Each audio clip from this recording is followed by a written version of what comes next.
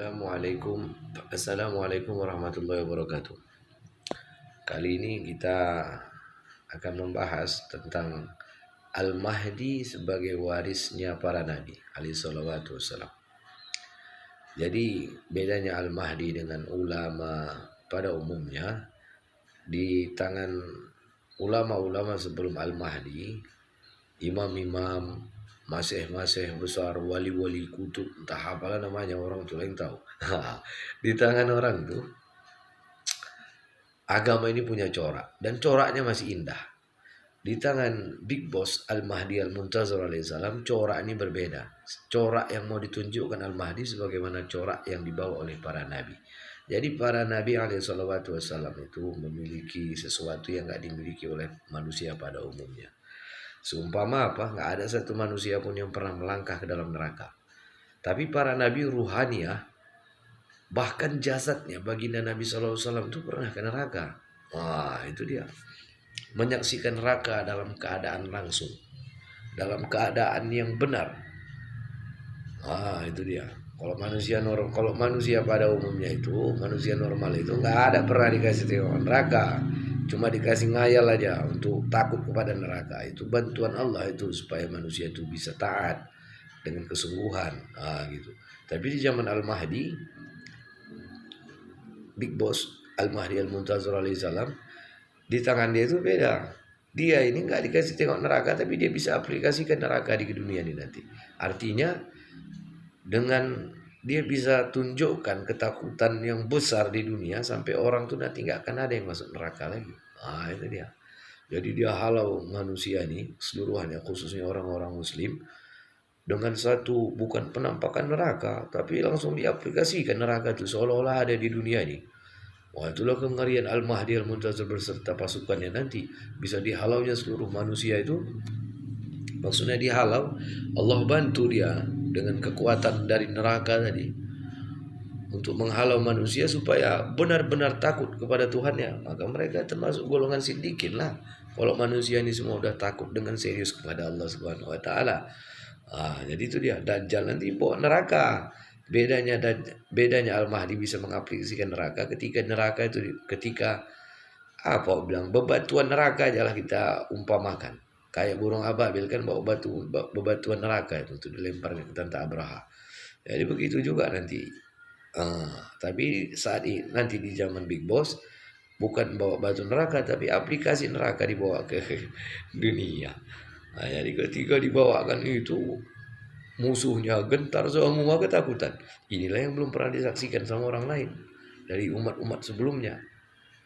Para nabi alaihi salawatu wassalam itu saking wibawa, terhormat, pokoknya segala sesuatu yang lebih gak dikasih sama manusia pada umumnya kan ada pada diri para nabi. Jadi orang tuh gak pernah, waktu mereka berbicara neraka itu mereka tutup dengan Allah tutup dari orang tuh, bukan orang tuh tak mampu seperti Al-Mahdi Al-Muntazir alaihissalam nanti mengejawantahkan ketakutan penduduk itu tadi, bukan. Mereka mampu, tapi mereka nggak mau. Itulah teguran lembut ya kan dari para nabi. Tapi Al-Mahdi nggak sama dengan para nabi alaihi salawatu wassalam, artinya nggak sama. Dia memang Big Boss ini bakal mengaplikasikan keadaan neraka itu di dunia, yang buat orang itu berkumpul untuk balik kepada Tuhan. Ini dia.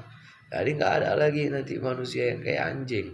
Allah Subhanahu wa taala kan bilang kan dalam Quran, orang-orang yang kurang hafal juga terjemahannya itu, tapi kurang lebih yang bisa tangkap dari situ bahwasanya ada sebagian orang ini yang modelnya kayak anjing, ditakut-takuti pakai neraka nggak takut, dipancing-pancing pakai surga pun makin ngejek. Gitu dia, menjulurkan lidah ya anjing itu terus. Gitulah dia, maaf cakapnya kita bilang ya kan. Jadi di zaman Al-Mahdi Al-Muntazir Big Boss alaihissalam nanti, aplikasi itu yang mau dia wujudkan itu nanti menggiring orang takut, sebenar-benar takut kepada Tuhan. Jadi orang itu punya makom siddiqiyah kubra semua kepada Allah. Amalnya itu nggak tanggung hebat, belum pernah diamalkan kalau orang itu punya ketakutan yang sebagaimana dibawa Imam Al-Mahdi Al-Muntazir. Jadi Imam Al-Mahdi Al-Muntazir ini nanti mengejawantahkan atau mengejawantahkan keadaan neraka atau mengaplikasikan neraka nanti di dunia ini. Ketika orang ngelawan dengan apa yang dibawa Al-Mahdi, dua aja gendang, bukan dua gendangnya, satu aja gendangnya mati. Atau orang yang munafik ketika datang Ad-Dajjal, sang pendusta itu nanti, ya dia ikut Dajjal orang itu. Itu dia nanti. Jadi Al-Masih Dajjal nanti bawa neraka. Dia bukan mengaplikasi neraka, tapi dia buat neraka. Artinya dia bisa buat, namanya tukang sihir. Pokoknya Mahdiin itu, para pejuang Al-Mahdi itu ngerti. Orang Nabi SAW bilang, Rasulullah SAW aja pun bilang, aku tahu surganya dibuat dari apa dan aku tahu nerakanya dibuat dari apa. Kalau Nabi SAW ngerti, berarti Mahdiin itu semua ngerti. Orang Mahdiin ini, pejuang-pejuang Al-Mahdi ini di bawah bimbingan Rasulullah SAW langsung. Jadi panggilan orang di dalam Al-Quran itu gulam. Gulam ini artinya apa? Anak main. Anak main ini apa artinya? Bad boy. Anak bandal. Kalau bunaya itu artinya anak baik-baik. Nggak pernah diselisihinya bapaknya. Dalam seinci pun nggak pernah diselisihinya bapaknya. Jangan saja nggak seinci nggak pernah diselisihinya. Itu namanya bunaya. Anak baik, soleh kali lah itu.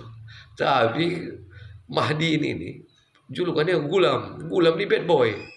Bandal kali. Tapi dia bandal, dia orang dia bukan sama Tuhan. Memang anak main kenabian. Anak bandal, tapi beriman. Ini dia Mahdiin. Jadi nanti Dajjal bawa neraka, yang nggak ngakui Dajjal laknatullah nanti dimasukkan ke dalam nerakanya. Kata Nabi, neraka dia itu surga kalian. Surganya itu neraka kalian.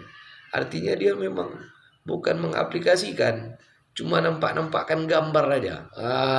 Gambaran surga. Nampaklah kalian surga, tapi bukan, itu neraka kata Nabi. Nampaklah nanti neraka, itu bukan neraka, itulah yang diinginkan Tuhan untuk kalian masuki. Gitu dia. Tapi memang dia bisa mainnya, dia sihir lah. Sihir itu kan mainnya di hayalan dia, akal, otak kita yang dimakan dia. Itu sihir. Jadi Al-Mahdi nanti bukan bawa sihir, bawa aplikasi neraka kayak mana. Makanya Mahdi ini itu julukannya Ababil. Wa arsala alaihim tairan ababil. Wa arsala, jadi diutus. Makanya itu isyarat bagi Mahdiin, bagi Big Boss Al-Mahdi Al-Muntazir alaihi salam.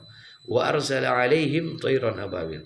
Kami utus bagi sekalian mereka itu, kami utus kepada mereka itu semua burung-burung ababil, tairan ababil. Itu dia. Jadi wa arsala, di situ ada kalimat arsala rasulan, kan satu kalimat itu. Memang nggak pandai bahasa Arab, tapi kalau bahasa Indonesia jago kita. Ini pasti ada nyenggol-nyenggol di wa arsala rasulan, risalah, sama-sama itu ya kan. Jadi itulah ya. Jadi julukan Mahdiin itu Ababil. Jadi yang bawa nama itu ke dunia ini, yang bawa nama itu Big Boss sendiri. Al-Mahdi Al-Muntazir alaihi salam sendiri yang bawakan nama itu kepada pasukannya. Bahwasanya kita ini sebagaimana burung ababil yang Allah utus untuk menghancurkan tentara Abraha. Artinya kekuasaan yang tidak hak. Abraha itu kan kemarin dari Yaman. Dia bangun gereja besar untuk nyanyi Ka'bah. Jadi ketika itu ditengok orang kok masih datang lah juga orang-orang Arab ke Mekah itu. Padahal udah kita bangun gereja di sini besar, sama-sama dari Tuhan ya ini. Kok bisa pula diingkarinya gereja yang kita bangun indah ini, tetap orang tuh ke sana. Jadi karena itu dia berpikir udahlah kita hancurkan aja lah gereja tuh katanya. Kita hancurkan aja lah Ka'bah itu supaya beribadah orang tuh sama Tuhan melalui perantaraan gereja itu, maksudnya ajaran yang dianut itu dia yakini benar, ajaran Nabi Isa alaihissalam. Nabi Muhammad pun belum datang kan gitu. Rupanya Abraha tak tahu di dalam tuh rupanya ada Khatamul Anbiya yang bakal hadir. Siapa itu? Nabi Muhammad SAW. Maka ketika untuk menjaga kenyamanan, keamanan Khatmul Anbiya, Nabi Muhammad SAW, Khatmun Nabiin, maka diutuslah burung ababil untuk menghancurkan tentara tuh. Jadi burung-burung itu burung-burung itu tadilah sebagai isyarat di akhir zaman ini bahwasanya sebelum Big Boss nanti datang, pemainnya dulu main, Mahdiin dulu main untuk melindungi Big Boss. Arti yang lindungi Big Boss ini, Al-Mahdi Al-Muntazir ini, supaya apa ya, Khatamul Aulia pula mau datang. Kemarin Khataman Nabiin, Khatamul Anbiya, hari ini Khatamul Aulia mau datang. Pamungkasnya para wali, orang paling baik yang nggak dapat kenabian. Itu aja ini ceritanya. Ini Al-Mahdi Al-Muntazir Big Boss ini orang paling baik yang nggak terima kenabian. Jadi waktu dia mau muncul itu sama, bakal ada gebrakan besar ini dari orang-orang semisal Abraha yang bakal menghancurkan Ka'bah yang dibangun, Baitullah yang dibangun Allah. Nah, jadi sementara kita potonglah video itu kan, karena saya mau merokok ini. Lain kali kita sambung lagi, kurang dan lebih di sana sini saya minta maaf bila ada kesilapan kan, kesalahan kata. Saya minta maaf, mudah-mudahan bermanfaat. Assalamualaikum warahmatullahi wabarakatuh.